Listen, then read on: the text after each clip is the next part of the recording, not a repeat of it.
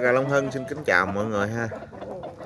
Nay mình lên mọi người xem một chú điều xanh 3,4 kg ha mọi người.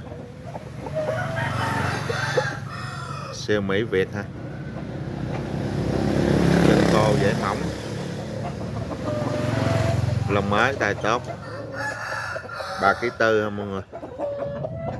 Mồng lá nhỏ xíu ha, dáng chuẩn rất là đẹp.